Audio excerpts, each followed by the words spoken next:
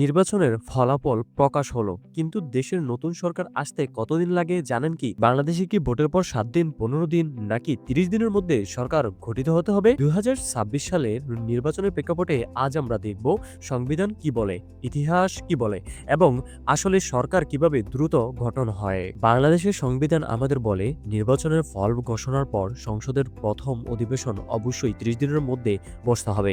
রাষ্ট্রপতি সংসদের সংখ্যাগরিষ্ঠ দল বা জোটের নেতা প্রধানমন্ত্রী হিসেবে নিয়োগ পান। সংবিধানে কোনো সুনির্দিষ্ট দিনের সীমা নেই, তবে বাস্তবে সাধারণত ফলাফল ঘোষণার 4 থেকে 7 দিনের মধ্যে সরকার গঠন হয়, যাতে শপথ এবং মন্ত্রিসভা কার্যক্রম শুরু করা যায়। ইতিহাস দেখলে পরিষ্কার হয় 2024 সালে নির্বাচনের ফলাফল 7 জানুয়ারি প্রকাশ করা হয় এবং শপথ গ্রহণ করা হয় 11 জানুয়ারি, তার মানে 4 দিনের মধ্যে।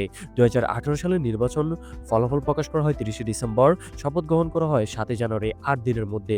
2014 সালে নির্বাচনের ফলাফল প্রকাশ করা হয় 5 জানুয়ারি, শপথ গ্রহণ করা হয় 12 জানুয়ারি, 7 দিনের মধ্যে। প্রক্রিয়া একই। নির্বাচন কমিশন ফলাফল ঘোষণা করে, রাষ্ট্রপতি সংখ্যাগরিষ্ঠ দলের নেতাকে আমন্ত্রণ দেন এবং শপথের মাধ্যমে সরকার কার্যকর হয়। যদি কোনো দল সংখ্যাগরিষ্ঠ না হয়, তখন জোট বা আলোচনার মাধ্যমে প্রক্রিয়া চলতে পারে, তবে 30 দিনের মধ্যে সব শেষ হয়। এবার আসি 2026 সালের নির্বাচনের দিকে।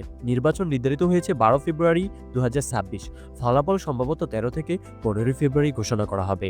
সংবিধান অনুযায়ী 30 দিনের মধ্যে নতুন সংসদ অধিবেশন অনুষ্ঠিত হবে এবং শপথ গ্রহণের মাধ্যমে সরকার কার্যকর হবে।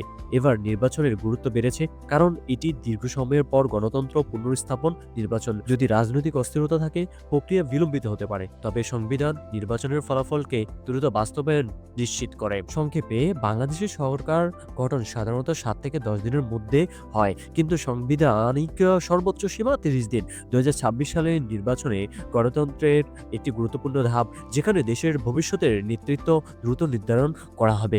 আরও তথ্যের জন্য দেখুন সংবিধান ও নির্বাচন কমিশনের ওয়েবসাইট। ভিডিওটি ভালো লাগলে লাইক, সাবস্ক্রাইব করতে ভুলবেন না, যাতে পরবর্তী আপডেট মিস না হয়।